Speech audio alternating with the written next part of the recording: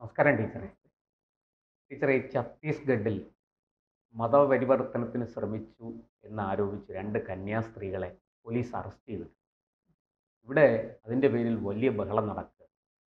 മതസ്വാതന്ത്ര്യം ഹനിച്ചു, ന്യൂനപക്ഷങ്ങളെ പീഡിപ്പിച്ചു, പിന്നെ RSS, ബജറംഗ് ദൾ, ആ, എന്താ പറയേണ്ട അതിക്രമം എന്നൊക്കെ പറഞ്ഞ് വലിയ ആക്ഷേപവും ആരോപണങ്ങളും ഒക്കെ ഇവിടെ പ്രതിപക്ഷവും ഭരണപക്ഷവും BJPക്കെതിരെയും സംഘപരിവാർ സംഘടനകൾക്കെതിരെയും ഉന്നയിക്കുക. ഹിന്ദു ഐക്യവേദിയുടെ സംസ്ഥാനത്തിൻ്റെ ചുമതലയുള്ള ഒരു നേതാവെന്ന നിലയ്ക്ക് ടീച്ചറിന് ഇക്കാര്യത്തിൽ എന്താണ് പറയാനുള്ളത്? അവിടെ എന്താണ് ശരിക്കും സംഭവിച്ചത്? ഇവിടെ ഇവിടെ കാണിക്കുന്ന കോലാഹലങ്ങൾ ക്രൈസ്തവ സഭകളുടെ ആധിയും ആശങ്കയും നമുക്ക് മനസ്സിലാക്കാം. കാരണം അവർക്ക് ഒരുപക്ഷെ കാരണം കന്യാസ്ത്രീകളുമായി ബന്ധപ്പെട്ടതാണ് സ്വാഭാവികം. പക്ഷെ ഇവിടുത്തെ മുഖ്യധാര രാഷ്ട്രീയ പാർട്ടികൾ ഇടതും വലുതും അടക്കമുള്ളവർ കാട്ടിക്കൂട്ടുന്ന കോലാഹലങ്ങൾ കാണുമ്പോൾ സത്യം പറഞ്ഞാൽ അത് ഒരു പരിഹാസ രൂപത്തിൽ എങ്ങനെയാണ് അതിനെ വ്യാഖ്യാനിക്കേണ്ടത് എന്ന് നിശ്ചയില്ല. കാരണം അവിടുത്തെ നിയമവ്യവസ്ഥയാണ് അവരെ പിടിച്ചത്. അല്ലാതെ അവരെ ആക്രമിക്കുക മാത്രമായിരുന്നുവെങ്കിൽ നമുക്ക് ആരെയെങ്കിലും കുറ്റം പറയും. അതല്ലല്ലോ, അവരെ അവിടെ കാരണം അല്പമെങ്കിലും അതിനകത്ത് കാര്യമില്ല എങ്കിൽ ഇത്തരത്തിൽ പോലീസ് അവരെ കസ്റ്റഡിയിലെടുക്കുകയും അവരെ കോടതിയിൽ ഹാജരാക്കിയതാണല്ലോ. അതിനുശേഷം അപ്പം നിയമ നടപടികൾക്കാണ് വിധേയമായിരിക്കുന്നത്.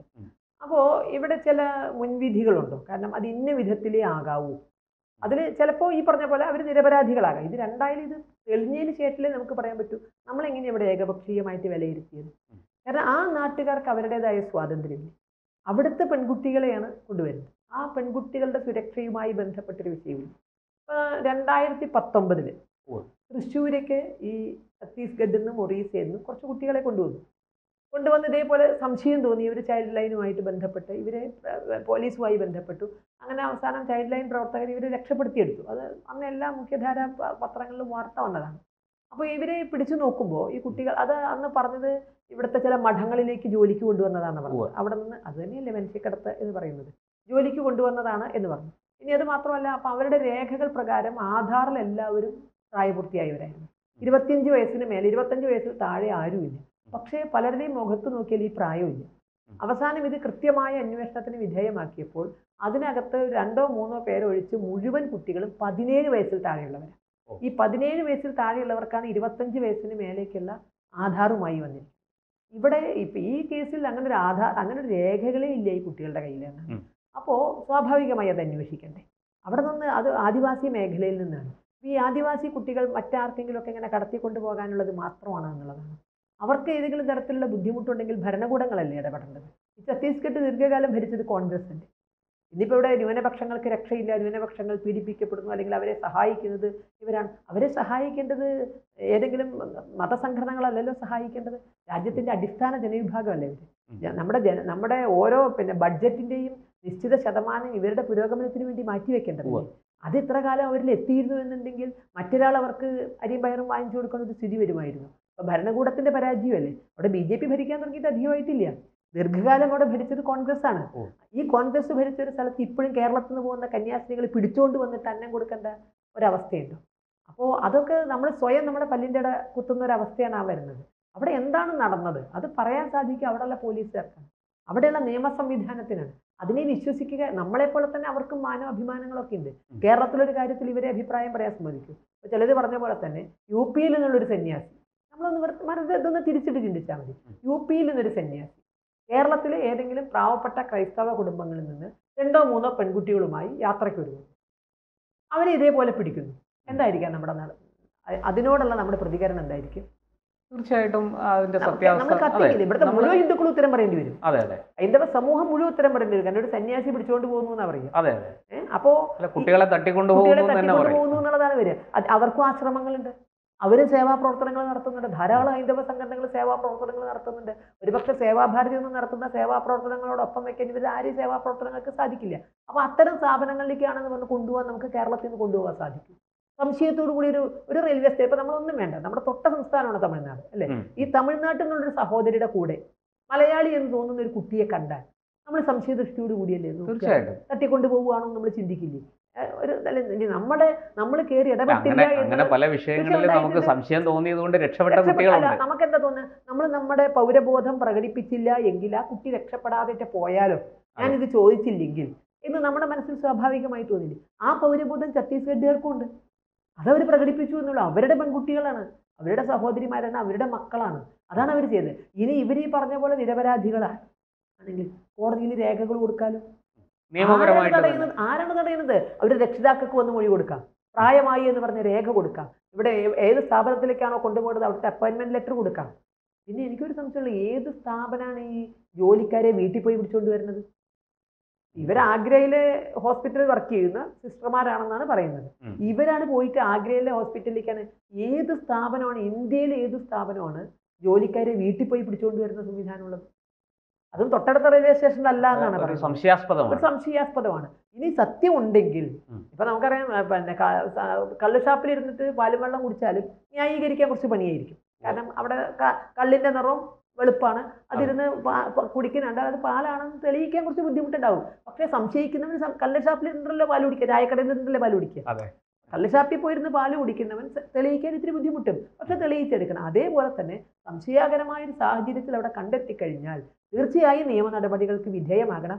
ആ നിയമ നടപടികൾ കേരളത്തിൽ ഇന്ത്യയിൽ ആർക്കും മതപരമായി പ്രിവിലേജ് ആർക്കുമില്ല, സ്പെഷ്യൽ ഇമ്മ്യൂണിറ്റി ആർക്കുമില്ല. എന്താണോ നിയമം അതെല്ലാവർക്കും ബാധകമാണ്.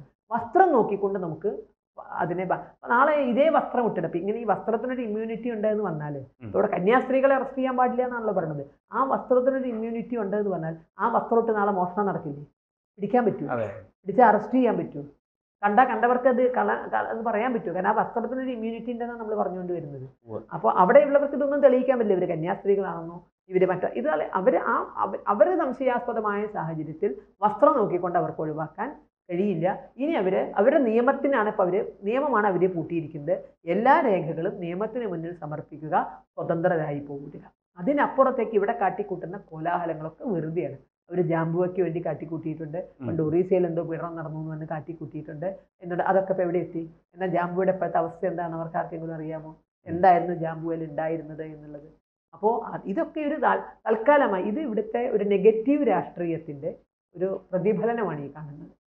ഈ ഗോത്രമേഖലയിൽ പൊതുവെ ഈ ഒരു വശത്ത് ഈ മിഷണറിക്കാരുടെ മതപരിവർത്തന ശ്രമങ്ങൾ, മറുവശത്ത് മാവോയിസ്റ്റുകളുടെ, ഇത് രണ്ടും ഒരുപോലെ വെല്ലുവിളി നിറഞ്ഞതാണ്. അത് നമ്മൾ അവിടെയാണ് മറ്റൊന്ന് ചിന്തിക്കേണ്ടത്. അപ്പം മനസ്സിലാക്കിയിടത്തോളം ഈ നാരായൺ തിരുവല്ല സ്വദേശമായ സ്ഥലത്ത് സർക്കാർ സംവിധാനങ്ങൾ എന്ന് കയറാൻ ബുദ്ധിമുട്ടുള്ള സ്ഥലമാണെന്നാണ്.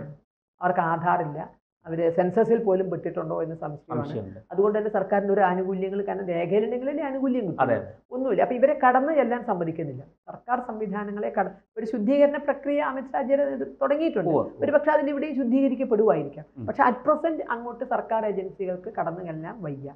സർക്കാർ ഭയമാണ്. ഒറ്റ ചോദ്യം, അത്തരം ഒരു സ്ഥലത്ത് മിഷണറിമാർക്ക് എങ്ങനെ ചെല്ലാൻ സാധിക്കും? അപ്പം ഇവർ തമ്മിൽ ലിങ്ക് ഉണ്ടോ?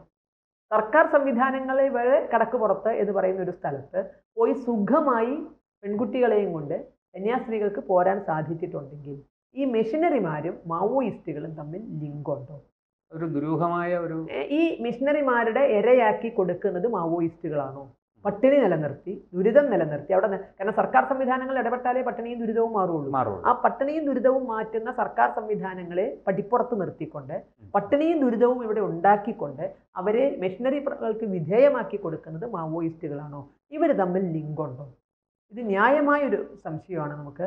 ഇതിന് മുമ്പ് നമുക്കറിയാം, ലക്ഷ്മണ സ്വാമിയുടെ മറ്റേ പദ്ധത്തിനായി നമ്മൾ കണ്ടിട്ടുണ്ട്. അപ്പോൾ ഇവർ തമ്മിലൊരു ലിങ്ക് ഉണ്ട് എന്ന് സംശയത്തക്ക വിധത്തിലാണ്. അല്ല എങ്കിൽ സുഖമായി എങ്ങനെ ഈ കുട്ടികളെയും കൊണ്ട് ഇത്രയും വലിയൊരു മാവോയിസ്റ്റ് കേന്ദ്രത്തിൽ നിന്ന് ഈ കുട്ടികളെയും കൊണ്ട് ഇവർക്ക് എങ്ങനെ സുഖമായി, ഇപ്പം ഇതിന് മുമ്പ് കൊണ്ടു അവിടുന്നാണ്, ഇതിന് മുമ്പ് കേരളത്തിലേക്ക് കൊണ്ടുവന്ന് ഛത്തീസ്ഗഡിൽ നിന്നാണ്, ഇത്തരം മേഖലകളിൽ നിന്നാണ്. അപ്പോൾ ഈ ലിങ്കിനെ പറ്റിയാണ് ഇനി ഭാരതം ഗൗരവമായി ചർച്ച ചെയ്യേണ്ടത്. കാരണം ഒരു ഭാഗത്ത് ജിഹാദികൾ ഭാരതത്തെ തകർക്കാൻ നോക്കുമ്പോൾ ഈ മാവോയിസ്റ്റുകൾ അവരുടെ ഗൂഢലക്ഷ്യം നടപ്പാക്കാൻ ഇതേപോലെ സേവനമൊക്കെ മുഖമുദ്രയായവരുമായി ലിങ്ക് വെച്ചുകൊണ്ട് അത്തരത്തിലൊരു ആക്രമണം, അപ്പം രണ്ട് തരത്തിലൊരു ഇതിനെ നശിപ്പിക്കാം. നമുക്ക് ഒരു കെട്ടിടത്തെ നമുക്ക് പുറത്തുനിന്ന് തകർക്കാം, നമുക്ക് പെട്ടെന്നാണ് ചെതല് പിടിക്കുന്നത് നമ്മൾ അറിയില്ല, ഉള്ളിക്കൂടി ചെതല് പിടിച്ചത്. അപ്പോൾ ഈ ഇത്തരം ഉള്ളിക്കൂടിയുള്ളൊരു ചെതല് പിടിപ്പിച്ച് രാഷ്ട്രത്തെ നശിപ്പിക്കാനുള്ള പരിശ്രമം നടക്കുന്നുണ്ടോ എന്നതിനെ പറ്റിയാണ് ഗൗരവമായി ചിന്തിക്കുന്നത്. എന്തായാലും നമ്മളെ സംബന്ധിച്ച് ടീച്ചർ പറഞ്ഞതുപോലെ മാവോയിസ്റ്റുകളുടെ പ്രശ്നം 2026 മാർച്ച് 31 മുമ്പ് അത് അവസാനിക്കുമെന്ന് ആഭ്യന്തരമന്ത്രി അമിത്ഷാ ഉറപ്പ് നൽകിയിട്ടുണ്ട്. പക്ഷെ ഇവിടെ നമ്മൾ ഇത്തരം സംഭവങ്ങൾക്കകത്ത് മറ്റൊരു സംശയം കൂടെ, ഇതൊരു അവിടെ ഒരു പ്രാദേശികമായിട്ട് നടന്നു, പോലീസ് വന്നു, അവരെ കൊണ്ടുപോയി. പക്ഷേ ഇത് വളരെ പെട്ടെന്ന് കേരളത്തിലെ ചാനലുകളിലും ഇവിടുത്തെ ഓൺലൈൻ മീഡിയകളിലും ഒക്കെ വാർത്തകൾ പെട്ടെന്ന് നിറയുകയാണ്. അതും ഒരു പ്രത്യേക നരേറ്റീവ്സ് ആണ് അവിടെ സൃഷ്ടിക്കപ്പെടുന്നത്, പ്രത്യേക ആഖ്യാനങ്ങൾ സൃഷ്ടിക്കപ്പെടുകയാണ്. അപ്പോൾ ഇതിൻ്റെ പുറകിൽ നമുക്കറിയാം, ഈ മാവോയിസത്തെ വെള്ളപൂശുന്ന അർബൻ നക്സലുകൾ നമ്മുടെ രാജ്യത്ത് ധാരാളമുണ്ട്. സാഹിത്യകാരന്മാരുടെ രൂപത്തിലും കലാകാരന്മാരുടെ രൂപത്തിലും ഒക്കെ അവർ അങ്ങനെ വർത്തിക്കുന്നു. പക്ഷേ ഇവിടെ കേരളത്തിൽ ഇപ്പോൾ ഇത് ആസൂത്രിതമായിട്ടൊരു ശ്രമം നടന്നതായി, ഇതിനെ പർവ്വതീകരിക്കുകയും ഒരു വലിയ പ്രശ്നമായിട്ട് ഊതി വീർപ്പിക്കുകയും ചെയ്തു. ചാനലുകളൊക്കെ പെട്ടെന്ന് തന്നെ അത് ചർച്ചയ്ക്ക് എടുക്കുന്നു. എന്താണ് ഹിന്ദു ഐക്യവേദിക്ക് ഇക്കാര്യത്തിൽ? അത് സാധാരണഗതിയിൽ തെരഞ്ഞെടുപ്പ് എടുക്കുമ്പോൾ ഇത് കേരളത്തിൻ്റെ ഒരു സ്വഭാവം. ഡൽഹിയിലെ അല്ലെങ്കിൽ ഉത്തരേന്ത്യയിലെ പള്ളികൾക്ക് കല്ലേറ് തുടങ്ങുന്നു, അല്ലെങ്കിൽ ഏതെങ്കിലും കർണാടകയിൽ അല്ലെങ്കിൽ ഏതെങ്കിലും ക്രിസ്ത്യാനി റോട്ടിൽ തടഞ്ഞു വീഴുമ്പോൾ അവിടെ ഒരു ഹിന്ദു ഉണ്ടായിരുന്നു, അല്ലെങ്കിൽ എവിടെയെങ്കിലും ഒരു ജയ് ശ്രീറാം ആരെങ്കിലും വിളിക്കും. ഇത് കേരളത്തിൽ തെരഞ്ഞെടുപ്പ് വരുമ്പോൾ സ്വാഭാവികമാണ്. അതെന്തുകൊണ്ടാണെന്ന് പറഞ്ഞാൽ, കേരളത്തെ ബാധിച്ചിരിക്കുന്ന പ്രധാന വിഷയം ഇസ്ലാമിക ഭീകരതയാണ് എന്ന് ഹൈന്ദവ സമൂഹത്തെ പോലെ തന്നെ ക്രൈസ്തവ സമൂഹവും തിരിച്ചറിഞ്ഞു. കാരണം അവരും അതിൻ്റെ ഇരയാക്കി മാറ്റപ്പെടുന്നുണ്ട്. ആ തിരിച്ചറിവിലേക്ക് ഇവിടുത്തെ ക്രൈസ്തവ സഭകൾ എത്തിയിട്ടുണ്ട്. അപ്പോൾ അതുകൊണ്ട് തന്നെ അവർ മാറി ചിന്തിക്കുമോ എന്നൊരു ഭയം ഇവർക്കുണ്ട്. ഈ നിലവിലിപ്പോൾ അവരെ ഈ പറഞ്ഞ പോലെ തന്നെ എന്തെങ്കിലുമൊക്കെ ഇങ്ങനെ വായ്ക്കരി ഇട്ട് കൊടുക്കുന്ന പോലെ കൊടുത്ത് ഈ ക്രൈസ്തവ സഭകളെ ഇങ്ങനെ പ്രീണിപ്പിച്ച് കൊടുത്ത് കൂടെ നിർത്തിയിരിക്കുക. അപ്പോൾ അവർ യഥാർത്ഥത്തിൽ ചിന്തിച്ചു കഴിഞ്ഞാൽ അവരൊരു മാറ്റത്തിന് വേണ്ടി നിൽക്കും. നമ്മൾ തൃശ്ശൂരൊക്കെ മാറ്റത്തിന് വേണ്ടി നിൽക്കും, കുറച്ച് സംഘടിതമായ ഓട്ടം. അപ്പോൾ അത് നടക്കാതിരിക്കാനാണ് ഉത്തരേന്ത്യയിൽ നടക്കുന്ന ഇതേപോലുള്ള ഓരോ ചെറിയ ക്രിമിനൽ, അവിടെ എല്ലാം ഒരു പക്ഷേ പെറ്റി കേസായിരിക്കാം, അതുപോലെ ഇവിടെ പർവ്വതീകരിച്ചുകൊണ്ട് വരുന്നത്. നമ്മൾ ഒരിക്കലും ഒറീസയിൽ ഒരു കന്യാസ്ത്രീ പീഡനവുമായി ബന്ധപ്പെട്ട് കേരളത്തിൽ വലിയ ബഹളം ഉണ്ടാക്കിയതാണ്. അവരാണ്ട് പീഡിപ്പിച്ചു, കാറിലിട്ട് തട്ടിക്കൊണ്ടുപോയി പീഡിപ്പിച്ചു. സത്യം പറഞ്ഞാൽ അങ്ങനെ ഒരു പീഡനമേ നടന്നിട്ടില്ല എന്നുള്ളതാണ് പിന്നെ തെളിഞ്ഞത്. കന്യാസ്ത്രീ പീഡിപ്പിക്കപ്പെട്ടിട്ടേ ഇല്ല, അത് ശാരീരികമായി പീഡിപ്പിക്കപ്പെട്ടിട്ടേ ഇല്ല. ഒരു പള്ളിയിൽ മോഷണം നടന്നു, ഞാനിപ്പോഴും ഓർക്കുന്നത്, ഒരു പള്ളിയിൽ മോഷണം നടന്ന സമയത്ത് 2 കന്യാസ്ത്രീകളെ അവിടെ റേപ്പ് ചെയ്തു എന്നും പറഞ്ഞിട്ട് ഒരു കേസുണ്ടായി. പക്ഷെ അന്ന് അവിടെ പോലീസ് മാത്രമല്ല, അവരിവരെ പറഞ്ഞു അങ്ങനെ ഒരു സംഭവം ഉണ്ടായിട്ടില്ല, മോഷണം നടന്നു, അത് സത്യമാണ്, മോഷണമേ നടന്നുള്ളൂ, മറ്റേ നടന്നില്ല എന്നുള്ളത്. അപ്പോൾ ഇതൊക്കെ ഇവിടെ വരുന്നത്, ഇവിടെ എന്ന് പറഞ്ഞാൽ കേരളത്തിൽ ഈ മറ്റേ കത്തണ വിരക്ക് ഊരണ കഴുക്കോല് ലാഭം എന്ന് പറഞ്ഞ മാതിരി ഇവർക്ക് കേരളത്തെ ഭംഗിയായി ഭരിച്ചു കൊണ്ടുപോകാൻ കേരളത്തിലെ 2 മുന്നണികളും പരാജയപ്പെട്ടിട്ടുണ്ട് എന്നുള്ളത് സത്യമാണ്. അപ്പോൾ അതിന്ന് അവർക്കൊരു ഭയമുണ്ട്, ഇത് ഞങ്ങളുടെ കയ്യിൽ നിന്ന് പോകുമോ. ഇവർ എ ടീമും ബി ടീമുമാണ്, ബി ടീമുമാണ്. ബംഗാളിൽ ദീർഘകാലം ഭരിച്ചത് നമുക്കറിയാം എങ്ങനെയാണെന്നുള്ളത്. ബംഗാളിൽ CPM ദീർഘകാലം ഭരിച്ചത് ഒരു അണ്ടർസ്റ്റാൻഡിങ്ങിലായിരുന്നു. കോൺഗ്രസ് കേന്ദ്രത്തിലേക്ക് പോവുക, സംസ്ഥാനം ഞങ്ങൾക്ക്. അത് മമതയാണത് ഒരു പക്ഷേ അത് പൊളിച്ചത്. അപ്പോൾ ആ ഒരു അണ്ടർസ്റ്റാൻഡിങ് ബംഗാളിൽ, ആ അണ്ടർസ്റ്റാൻഡിങ് ഇന്ന് കേരളത്തിലുണ്ട്. കേരളം ഇടതുപക്ഷം ഭരിക്കട്ടെ, ഞങ്ങൾക്ക് കേന്ദ്രത്തിലേക്ക് പോയാൽ മതി എന്നുള്ളത്. ആ ഒരു അണ്ടർസ്റ്റാൻഡിങ്ങിലാണ് ഇവിടുത്തെ വോട്ടിംഗ് നിലവാരം പോണത്. അപ്പൊ ഇവര് എ ടീമും ചുരം കടന്നവരൊന്നാണല്ലോ, ചുരം കടന്നവര് കുത്തിന്ത്യ മുന്നണിയാണല്ലോ. ഇവിടെ അങ്ങോട്ട് വിട്ടവര്. അപ്പൊ ഇവിടെ ഇവര് അറിഞ്ഞു കളിക്കുകയാണ്, പരസ്പരം ചക്കാലത്തി പോരാട്ടം നടത്തുകയും ഇവർ 2 കൂട്ടരും അറിഞ്ഞാണ് ഭരണമാറ്റമൊക്കെ സംഭവിക്കുന്നത്. ആര് ഭരിക്കണമെന്ന് അവർ 2 കൂട്ടരും തീരുമാനിക്കുന്നു. അപ്പൊ അതില് ജനങ്ങൾ പെട്ടുപോവാണ്. അപ്പൊ ഇതിൽ നിന്ന് ഇവര് മാറി ചിന്തിച്ചാൽ ഈ ചക്കാലത്തി പോരാട്ടത്തിന്റെ യാഥാർത്ഥ്യം തിരിച്ചറിയും. ഒരു മാറ്റത്തിന് വേണ്ടി ജനങ്ങൾ നിൽക്കും. അത് പ്രത്യേകിച്ച് ക്രൈസ്തവ സഭ, കാരണം ചിന്തിക്കുന്ന ധാരാളം ആളുകൾ അതിനകത്തുണ്ട്. സംഘപരിവാർ എതിർക്കുന്നത് ക്രിസ്ത്യാനിറ്റിയെയല്ല, ക്രിസ്തുവിനെയല്ല, ക്രൈസ്തവ പ്രവർത്തനങ്ങളെയല്ല, മതം മാറ്റത്തെ മാത്രമാണ്. ഈ ഒറ്റ വിഷയത്തിലാണ് ക്രൈസ്തവ സഭകളും ഹൈന്ദവ സംഘടനകളും തമ്മിൽ അഭിപ്രായ വ്യത്യാസം. ഞങ്ങൾ നേരിട്ട് ചർച്ച നടത്തിയിട്ടുണ്ട്. 2008 ഇന്റർ റിലീജിയസ് ചർച്ചയുണ്ടായിട്ടുണ്ട്. എല്ലാ ക്രൈസ്തവ സഭയുടെ അധ്യക്ഷന്മാരുമായി ഞങ്ങൾ ഇത് സംസാരിച്ചിട്ടുണ്ട്. ബാക്കി ഒരു കാര്യം, ഞാനതിന് പങ്കെടുത്ത വ്യക്തിയാണ്. ബാക്കി ഒരു കാര്യം, അന്ന് അവർ പറഞ്ഞ കാര്യം ഞങ്ങളല്ല മാറ്റുന്നത്, പെന്തക്കോസ്ത് സഭകളാണ് മാറ്റുന്നത് എന്നുള്ളത്. ബാക്കി ഒരു കാര്യത്തിനും ക്രൈസ്തവ സഭകളുമായി സംഘടനകൾക്ക് ഒരു അഭിപ്രായ വ്യത്യാസവും ഇല്ല. ഈ ഒറ്റ കാര്യത്തിലേ ഉള്ളൂ. അത് കേരളത്തിന്റെ ഒരു സവിശേഷ സാഹചര്യത്തിൽ കേരളത്തിന്റെ എന്നല്ല, കാരണം പരിഷ്കൃത സമൂഹത്തിന് അത് അത്ര ശരിയായ ഒരു കാര്യമല്ല ഈ മതം മാറ്റി കൊണ്ടുപോവുക എന്നുള്ളത്. പല കാര്യങ്ങളിലും ഒരു മാറ്റം വരുത്തിയില്ലേ. അപ്പൊ ആ നിലയിൽ ഇതിലും കൂടി ഒരു മാറ്റം വരുത്തിയാണ്. ഈ മതം മാറ്റ പ്രവർത്തനങ്ങൾക്ക് ആരെങ്കിലുമൊക്കെ മനസ്സുമാറി വരുന്നതിനല്ല നമ്മൾ പറയുന്നത്. ഈ സഹായം കൊടുത്തും മറ്റത് ചെയ്തും ഒക്കെ ഗതികേടിനെ, ദുരിതത്തിനെ വിലയിരുത്തുന്നതിന് നമ്മൾ പറയുന്നത്. അതിനെ മാത്രമേ എതിർക്കുള്ളൂ. ബാക്കി ഒരു കാര്യത്തിലും ക്രൈസ്തവ സമൂഹവും ഹൈന്ദവ സംഘടനകളുമായി ഒരു അഭിപ്രായ വ്യത്യാസമില്ല. അതുകൊണ്ട് തന്നെ അവർക്ക് യോജിച്ച് പ്രവർത്തിക്കാൻ സാധിക്കും. അതവർക്ക് ന്യായമായും ഭയമുണ്ട്. അങ്ങനെ ഒരു യോജിച്ച് പ്രവർത്തനത്തിൽ വന്നാൽ മാത്രമേ കേരളത്തിനൊരു മോചനം ഉണ്ടാവുകയുള്ളൂ. അതിവർ ഭയക്കുന്നു. അതിനാണ് ഇത്തരം ചെറിയ വിഷയങ്ങൾ ഇവിടെ കൊണ്ടുവന്നിട്ട് വലിയ പർവ്വതീകരിച്ച് ക്രൈസ്തവ സഭകളുടെ കണ്ണിൽ പൊടിയിടാനുള്ള ഒരു പരിശ്രമം. എന്തായാലും ഛത്തീസ്ഗഡ് വിഷയത്തിൽ വളരെ വൈകാതെ തന്നെ സത്യം പുറത്തു വരും. ഇപ്പോൾ കോടതിയുടെ മുമ്പിലാണ് വിഷയം, അതുകൊണ്ട് വൈകാതെ തന്നെ സത്യം പുറത്തു വരുമെന്ന് നമുക്ക് പ്രതീക്ഷിക്കാം. തീർച്ചയായും ഉണ്ടാവുമല്ലോ. കൂടുതൽ വാർത്തകളും വിശേഷങ്ങളും നിങ്ങളിലേക്ക് എത്താൻ ABC മലയാളം സബ്സ്ക്രൈബ് ചെയ്യുക, ബെൽ ബട്ടണും അമർത്തുക.